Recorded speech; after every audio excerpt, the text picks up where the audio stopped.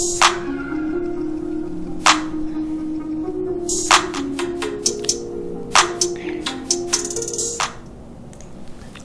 वालेकुम my dear students, welcome to my channel professional studies portal A1। आज हम discuss करने जा रहे हैं बहुत ही important course total quality management, जिसका कोर्स कोड है MGT 510। ये course specially virtual university Pakistan के स्टूडेंट्स के लिए रिकॉर्ड किया जा रहा है और इंशाल्लाह ताला इस चैनल के ऊपर जो है लेसन नंबर 1 से लेकर 45 तक पूरा कोर्स इंशाल्लाह अवेलेबल होगा। और आपसे गुजारिश है कि अभी तक आपने अगर मेरे चैनल सब्सक्राइब नहीं किया हुआ तो आप सब्सक्राइब कर लें ताकि नई वीडियो का नोटिफिकेशन आपको बर वक्त मिल सके। जी तो फर्स्ट ऑफ ऑल आज हम स्टार्ट करते हैं ये course total quality management lesson number 1। Basically इस लेसन के अंदर हम टोटल क्वालिटी मैनेजमेंट का एक ओवरव्यू करेंगे कि टोटल क्वालिटी मैनेजमेंट क्या होती है और ये क्यों हमें पढ़नी चाहिए, इसकी अहमियत क्या है और किस तरीके से कंपनीज के अंदर ये टोटल क्वालिटी के कॉन्सेप्ट्स अप्लाई होते हैं, हम इसके बारे में जानेंगे। और ये क्वालिटी जो है ये बेसिकली चीज़ क्या है और ये किस तरीके से कंपनी के अंदर ये चीज़ अप्लाई होती है, किस तरीके से कंपनी के प्रोसेसेस के अंदर ये चीज़ इंप्लीमेंट होती है। तो आइए पढ़ते हैं। सबसे पहले जो है मैनेजरियल एरा 1950। देखिए जी, जब हम 1950 की दिहाई के बाद जी जितने भी साल हैं जब हम देखते हैं तो पूरी दुनिया के अंदर इनकलाब बर्पा हो गया, टेक्नोलॉजी आ गई, चीज़ें चेंज हो गई, ट्रेंड्स चेंज हो गए, ठीक है। तो इसमें जो डिसीजंस हैं, ठीक है, अगर देखा जाए तो आजकल की कंपनीज के अंदर जितने जो डिसीजंस होते हैं या जो क्राइटेरिया सेट किए जाते हैं, ठीक है, जो नए ट्रेंड्स सेट किए जाते हैं, ये प्रोफेशनल मैनेजर जो हैं वो सेट कर रहे होते हैं। और आजकल के इस दौर के अंदर जो मार्केट है वो अखज़ की जाती है कैपिटलिज्म से। अब कैपिटलिज्म ये चीज़ क्या होती है, ये इकोनॉमी की ऐसी सिचुएशन होती है कैपिटलिज्म कि जहाँ पे गवर्नमेंट की कोई इंटरफेरेंस नहीं होती, ठीक है। वहाँ पे जो है जो प्राइवेट ऑनर्स होते हैं ये काम कर रहे होते हैं। एक ऐसी सिचुएशन होती है जहाँ पर बायर और सेलर दोनों एक दूसरे को जानते होते हैं, ठीक है। इस तरह की सिचुएशन को हम कैपिटलिज्म की सिचुएशन कहते हैं। और जो फ्यूचरिस्टिक नॉलेज है, ठीक है, ये आजकल अखज़ की इकोनॉमिक मार्केट से जितने जो डिसीजंस हैं वो सेट करते हैं प्रोफेशनल मैनेजर्स। और आजकल फिर देखिए कंपनीज के अंदर बहुत से डिपार्टमेंट्स मौजूद होते हैं और हर डिपार्टमेंट को एक प्रोफेशनल मैनेजर हेड कर रहा होता है। कंपनीज के अंदर HR का डिपार्टमेंट होता है, अकाउंट्स फाइनेंस का डिपार्टमेंट होता है, इसी तरीके से प्रोडक्शन का डिपार्टमेंट होता है, इन्वेंट्री मैनेजमेंट का डिपार्टमेंट होता है। तो जहाँ पे इतने सारे डिपार्टमेंट्स मौजूद होते हैं, अब उसी जगह आप देखेंगे कि कंपनीज के अंदर क्वालिटी को मैनेज करने के हवाले से कि क्वालिटी को किस तरीके से मैनेज किया जाए उसका भी प्रॉपर एक डिपार्टमेंट मौजूद होता है, ठीक है। और कुछ कंपनीज के अंदर जो है ये इंस्पेक्शन कंट्रोल के नाम से एक डिपार्टमेंट प्रॉपर मौजूद होता है जो कि क्वालिटी को देखता है, ठीक है। आजकल की जो कंपनीज हैं वो कस्टमर ओरिएंटेड तो हैं लेकिन वो क्वालिटी ओरिएंटेड भी हैं, क्योंकि आजकल का जो कस्टमर जो है वो क्वालिटी को देखता है, क्वालिटी ओरिएंटेड है। तो फिर जो कंपनीज हैं वो इस चीज के ऊपर फोकस करती हैं, ठीक है। और एक जो भी मैनेजर है, फॉर एग्जाम्पल एक मैनेजर जो है मार्केटिंग को देख रहा है या वो मैनेजमेंट को देख रहा है, ठीक है, तो इसका ये मतलब नहीं है कि वो कंपनीज के ऑनर्स भी हैं, मे बी वो कंपनी के एम्प्लॉइज हैं, लेकिन फिर भी इसके बावजूद भी उनको होल जो नॉलेज है, ठीक है, वो होना चाहिए, ठीक है, उस इंडस्ट्री का नॉलेज होना चाहिए ताकि वो उस चीज़ को, उस पार्ट को इफेक्टिवली और एफिशिएंटली उस लेवल के ऊपर एज पर कंपनी स्टैंडर्ड्स उसको लेकर आगे चल सकें। जी तो अब हम प्रॉपर स्टार्ट करते हैं जी। ये वैसे थोड़ी सी एक तमहीद थी जो कि बनना ज़रूरी थी, ठीक है, तो इंशाल्लाह आगे स्टार्ट करते हैं जी। तो इस ज़मन के अंदर हमारे पास जो सबसे पहले जो कंसेप्ट है वो है what is an organisation. Organisation basically होती क्या है?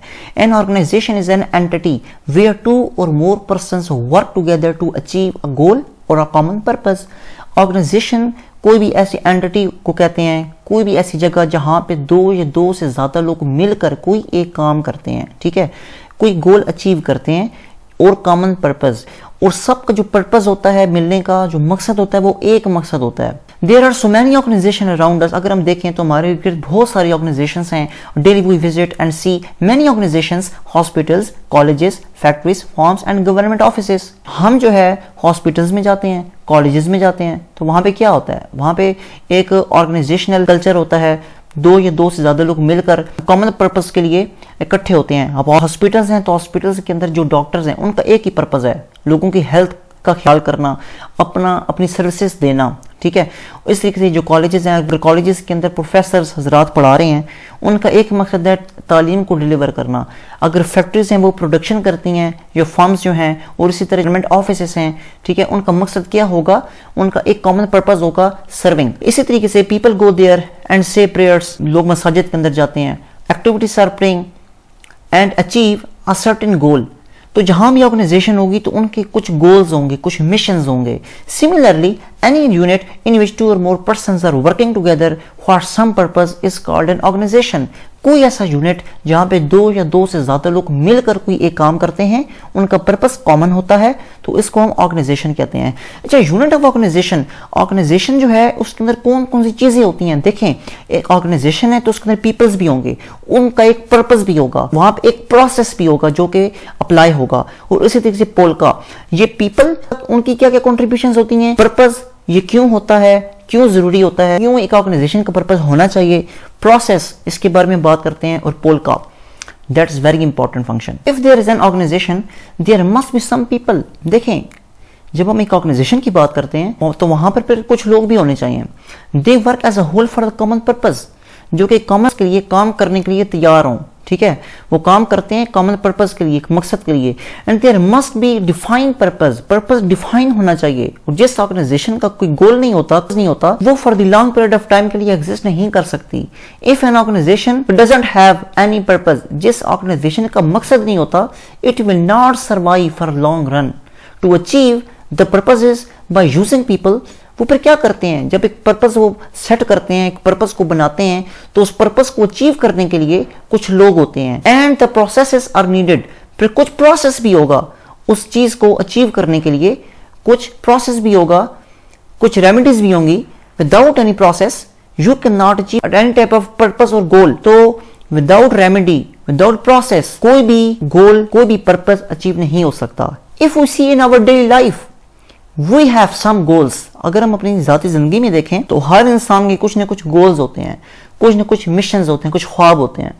For achieving this goals we use some process. अगर हमने किसी गोल को अचीव करना है तो हम प्रॉपर एक प्रोसेस से हम गुजरेंगे, so that process is also obvious, process आपका क्लियर होना चाहिए। And important for an organization, the last important thing for any organization is that requires main pillars of the management is polka. Polka क्या होता है? P for planning, O for organizing, L for leading, C for controlling. ये चीजें होती क्या हैं? आइए हम स्टेप बाय स्टेप इन चीजों का जायजा लेते हैं जी। तो यहाँ पे जो सबसे अच्छा, इस पोल्का को फिर देखने के लिए इसकी एश्योरेंस भी होती है, ठीक है। पांचवा जो फंक्शन है वो एश्योरेंस है। A for assurance, P for planning, O for organizing, L for leading, C for controlling, A for assurance। ये किस चीज की एश्योरेंस हो रही होती है, ठीक है। देखें, फिर जो ऑर्गेनाइजेशंस होती हैं वो प्लान्स बनाती हैं। प्लान के बगैर तो कुछ भी नहीं है साहब, प्लान के बगैर तो ऑर्गेनाइजेशंस अपने गोल्स अचीव नहीं कर सकती। फिर ऑर्गेनाइजिंग होती है, कौन सा काम को किस बंदे को कब देना है। लीडिंग, हम इसे मोटिवेशन भी कहते हैं, मोटिवेटिंग भी कहते हैं, ठीक है, कि जो मैनेजर्स होते हैं फिर उनका एक मेन काम ये होता है कि वो लोगों को लीड करते हैं, मोटिवेट करते हैं। इसके बाद कंट्रोलिंग, जो वो स्ट्रेटजीज डेवलप करते हैं फिर उसको कंट्रोल किया जाता है। और एंड पे अश्योरेंस होती है, वो अश्योर करते हैं चीज़ों को कि जो मैंने प्लानिंग बनाई उसके मुताबिक ही मैंने चीज़ों को ऑर्गेनाइज किया, मैंने जो मेथड लीडिंग का चूज किया वो ठीक मेथड था। फिर मैंने जो कंट्रोल के हवाले से, वो तमाम प्रोसेस को की कंट्रोलिंग के हवाले से जो चेक्स मैंने लगाए, जो स्ट्रेटजीज मैंने डेवलप की, जो प्लान्स मेरे थे, वो तमाम चीज़ें as per hour company standard maintain हुई या तो सिचुएशन कुछ मुख्तलिफ थी, तो इस चीज़ को अश्योर किया जाता है। तो ये भी जो मैनेजर होता है ये तमाम तर मैनेजमेंट एक्ट फंक्शंस परफॉर्म करने के लिहाज से ये अश्योरेंस जो होती है very very important. Quality is in fact not just functional excellence for products और सर्विसेज। देखें, फिर बात यह है कि जो क्वालिटी होती है ये सिर्फ फंक्शनली एक्सेलेंस का नाम नहीं है, यानी कि इसका मतलब ये है कि आपने कोई ऐसी प्रोडक्ट बनाई, ठीक है, वो बहुत अच्छा परफॉर्म कर रही है, उसकी जो फंक्शनैलिटी है वो लेवल ऑफ एक्सेलेंस तक है, लेकिन ये फिर भी क्वालिटी नहीं हो सकती। But it is about whole aspect of the product characteristics. जस्ट आपकी प्रोडक्ट ऐसी है कि उसकी लेवल ऑफ एक्सेलेंस तो बहुत जबरदस्त है, लेकिन जो बाकी उसके पहलू हैं, जो बाकी उसके एस्पेक्ट्स हैं, उस प्रोडक्ट की जो कैरेक्टरिस्टिक्स हैं, अब कैरेक्टरिस्टिक्स के अंदर बहुत सारी चीजें आती हैं। Take a high quality watch produce by the company. For example जनाब कंपनी एक बहुत हाई किस्म की वॉचेस प्रोड्यूस कर रही है, no matter if the craftsman's is exceptionally high. उस बंदे ने जिसने इस चीज को बनाया उसने तो बड़ा जबरदस्त बनाया उस चीज को। If the production cost and sale price are so high, लेकिन उसकी जो सेल प्राइस है, उसकी जो प्रोडक्शन कॉस्ट है, वो कॉस्ट जो उस चीज को बनाने पे लगी, वो लागत जो इसको इसकी प्रोडक्शन पे आई, उसकी सेल प्राइस बहुत ज्यादा हाई है, that nobody can afford to buy such watches. कोई शख्स वॉचेस को नहीं खरीदेगा, because they have not buying power. उनके पास कोई बाइंग पावर नहीं है, वो कैसे खरीदेंगे उस प्रोडक्ट को। तो इस वजह से जो क्वालिटी है, ये जस्ट इस चीज का नाम नहीं है कि आपने जो प्रोडक्ट डिलीवर की या आपने जो प्रोडक्ट प्रोड्यूस की, जो आपने सर्विस प्रोड्यूस की, उसकी फंक्शनैलिटी तो बड़ी जबरदस्त ये वन थी, लेकिन आपने उसकी कॉस्ट इतनी ज्यादा रख दी, उसकी प्रोडक्शन के ऊपर लागत इतनी ज्यादा आ गई, उसकी सेल की प्राइस इतनी ज्यादा थी कि लोग उसको अफोर्ड ही नहीं कर पाए। No one can claim that the watch quality is truly high. तो कोई शख्स भी क्लेम नहीं कर सकता कि ये वॉचेस जो इस एबीसी कंपनी ने बनाई ये बिल्कुल ठीक वॉचेस थी, बहुत अच्छी वॉचेस थी, क्वालिटी ओरिएंटेड वॉचेस थी, बिकॉज उनके पास वो वॉचेस आई नहीं, ठीक है, उनकी तो बाइंग पावर ज्यादा नहीं थी। In other words, quality assurance is not just about functional excellence. तो फिर दूसरे लफ्जों में हमें पता ही चला कि जो क्वालिटी एश्योरेंस है जस्ट फंक्शनल एक्सेलेंस का नाम नहीं है, but includes all aspects of production, बल्कि इसके अंदर तमाम दूसरे एस्पेक्ट्स भी आ जाएंगे, ठीक है। उसकी सेल की प्राइस जबरदस्त होनी चाहिए ताकि वो लोगों की पहुंच में तो हो, लोग उसको अफोर्ड भी तो कर सकें। That is quality. When the company produces a product, its major task are to assure that the quality is beyond customers. जब एक कंपनी कोई भी प्रोडक्ट को प्रोड्यूस करती है तो वो इस चीज का ख्याल रखती है कि ये जो प्रोडक्ट हमने प्रोड्यूस की है ये कस्टमर की लेवल ऑफ एक्सपेक्टेशन के मुताबिक हो, वो उसके नीड को पूरा कर सकती हो। ऐसा ना हो कि कोई डिफेक्टिव प्रोडक्ट जो है वो डिलीवर हो जाए कस्टमर को। This however does not mean, इसका ये मतलब भी नहीं है कि it is acceptable for the company to produce a defective units.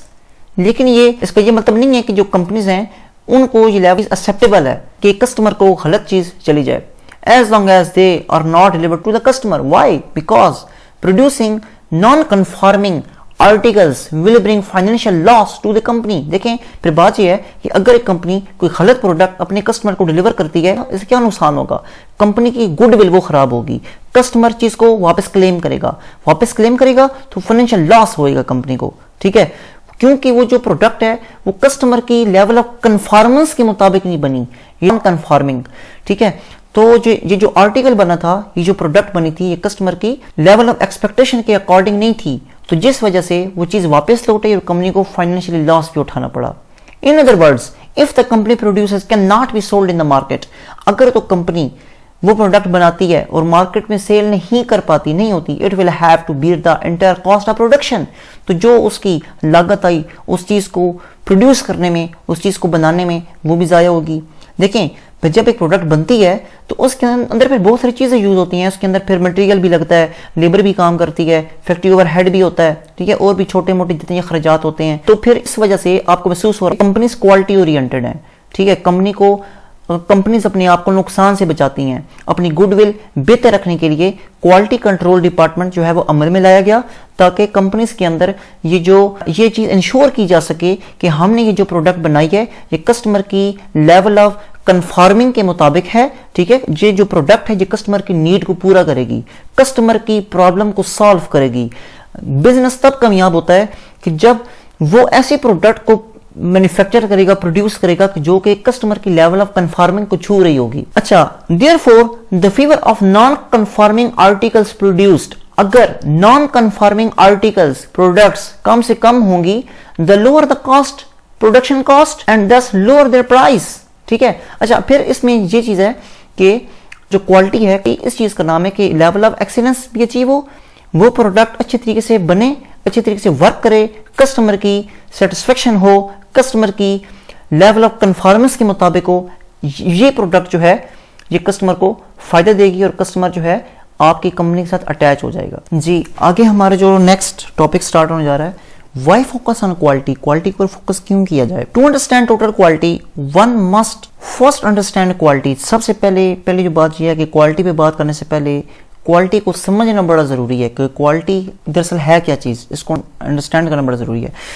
Customers of the business will define quality very clearly using specifications, standards and other measures। देखें, जब कोई कस्टमर्स अपने बिजनेस को ये कहता है, जब कोई कस्टमर्स ठीक है डिफाइन करता है अपनी क्वालिटी वेरी क्लियरली, वो कुछ स्पेसिफिकेशंस यूज करता है, वो कुछ स्टैंडर्ड्स कंपनी को बताता है, वो कुछ मेजर्स कंपनी को बताता है। अब लेट्स से अगर एक कस्टमर है, उसने कंपनी से कोई ऑर्डर किया कोई चीज़, ठीक है, ये वो चाहता है कि मैं कंपनी से कोई बनी बनाई चीज़ लूँ, तो वो स्पेसिफिकेशंस कुछ बताता है, ठीक है, कि मुझे जो प्रोडक्ट है वो इस ब्रांड की चाहिए, इतनी क्वांटिटी में चाहिए, इस क्वालिटी में चाहिए, ठीक है, इसी तरह स्टैंडर्ड्स बताता है और कुछ मेजर्स बताता है। This makes the point that quality can be defined and measured. इसका फिर मतलब ये हुआ कि जो क्वालिटी है इसको डिफाइन भी किया जा सकता है, उसको मेजर भी किया जा सकता है। Although few customer could define quality if asked, ठीक है, कुछ ऐसे कस्टमर्स होते हैं डिफाइन तो कर सकते हैं अगर उनसे कहा जाए। All know it when they see it and it makes a critical point that quality in the eye of beholder with the total quality approach customer ultimately define quality. ठीक है जी, कहते हैं जो भी है कस्टमर बहरहाल अपनी जो क्वालिटी है उसको डिफाइन करते हैं। People deal with the issue of quality continuity in the daily lifes. जो लोग जो हैं इस क्वालिटी के इशू को कंटिन्यूअसली अपनी रोजमर्रा जिंदगी के अंदर फेस करते हैं। We concern themselves ourselves with quality when grocery shopping. जब हम कोई ग्रोसरी की शॉपिंग करते हैं या जब हम रेस्टोरेंट के अंदर कोई चीज खाना खाते हैं, and making a major purchase, जब हम कोई मेजर परचेजेस करते हैं, लेट्स से हम किसी ऑटोमोबाइल की परचेजिंग कर रहे हैं, एक home, a television, personal computer, and perceived quality is a major factor by people which distinction in the market place. ठीक है, एक मार्केट प्लेस के अंदर बहुत सारे लोग हैं जो बिल्कुल इसी तरह की चीजें बेच रहे हैं। ठीक है, तो लोग क्या करेंगे इसके दरमियान डिस्टिंक्शन, तो लोग तमाम चीजों, अब एक मार्केट के अंदर लोग जो है इस तरह की चीजें बेच रहे हैं, तो जो लोग होंगे वो क्या करेंगे, वो फर्क करेंगे कि कहां पे क्वालिटी उनको मिल रही है। One way to understand quality as a customer driven concept is to consider the example of eating at a restaurant. कहते हैं लेट्स से आप रेस्टोरेंट के अंदर खाना खाते हैं, हाउ विल यू जज the quality of the restaurant. आप किस तरीके से एक रेस्टोरेंट की क्वालिटी को जज करेंगे।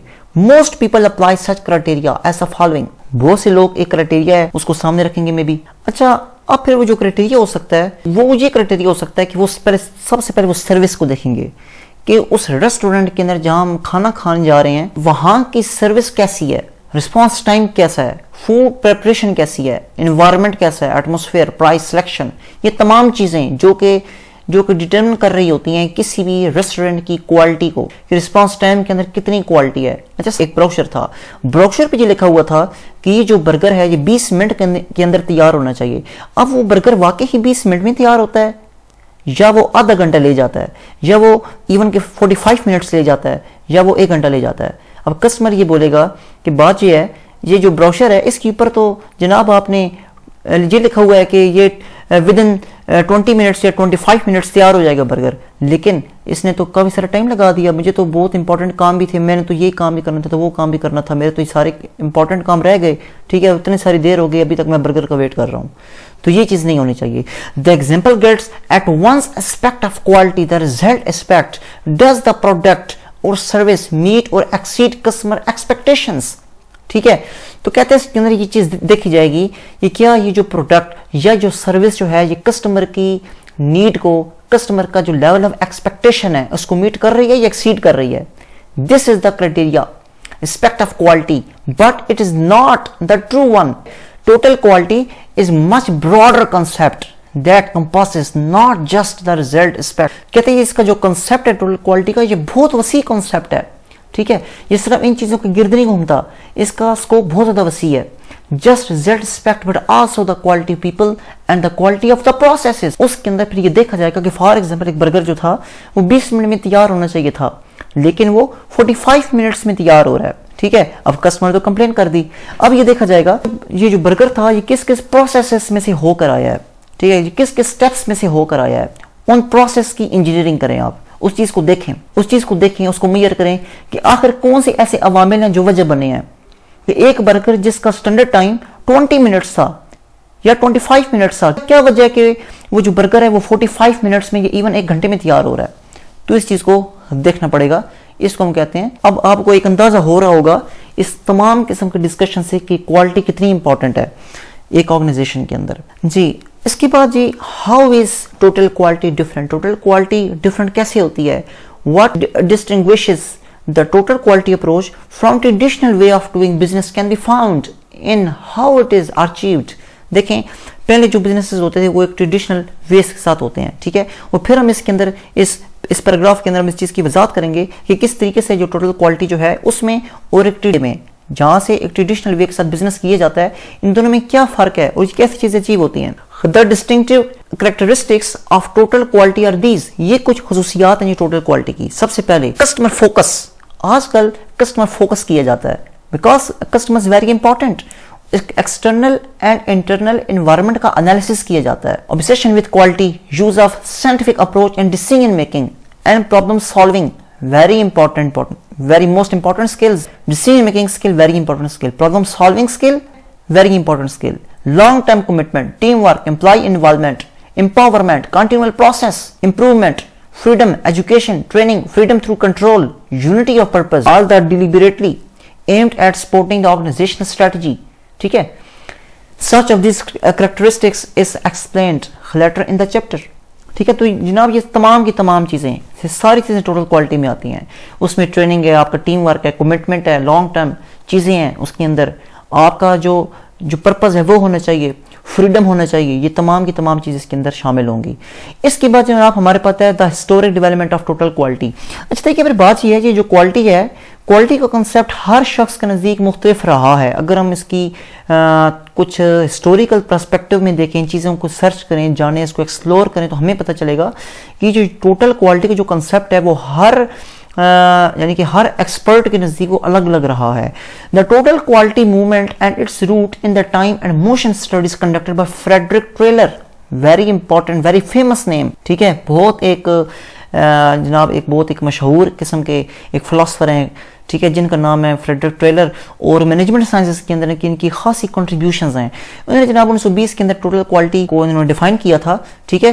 Taylor is now known as the father of scientific management, इनको साइंटिफिक मैनेजमेंट का फादर भी कहा जाता है जी। अकॉर्डिंग टू फ्रेडरिक टेलर साहब ये कहते हैं कि जो most fundamental aspect of scientific management, जब हम साइंटिफिक मैनेजमेंट को देखते हैं तो इन्होंने दो चीज़ें यहाँ पे बयान की हैं, ठीक है। इन्होंने क्या किया कि प्लानिंग को अलग कर दिया और एग्जीक्यूशन को अलग कर दिया। ये कहते हैं कि प्लानिंग अलग चीज़ है, एग्जीक्यूशन अलग चीज़ है, ठीक है।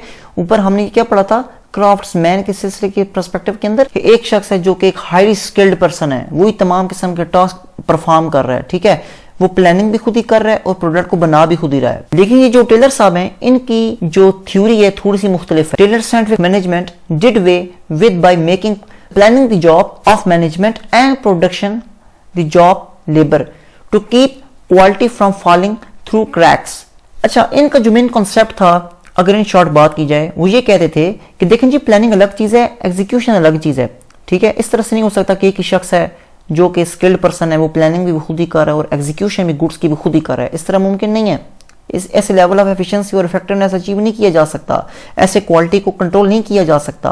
वो कहते हैं देखें जी बात ये है कि जो प्लानिंग है ये मैनेजमेंट का काम है, मैनेजमेंट प्लानिंग करेगी, एग्जीक्यूशन जो है, ठीक है, ये मैनेजमेंट का काम नहीं है।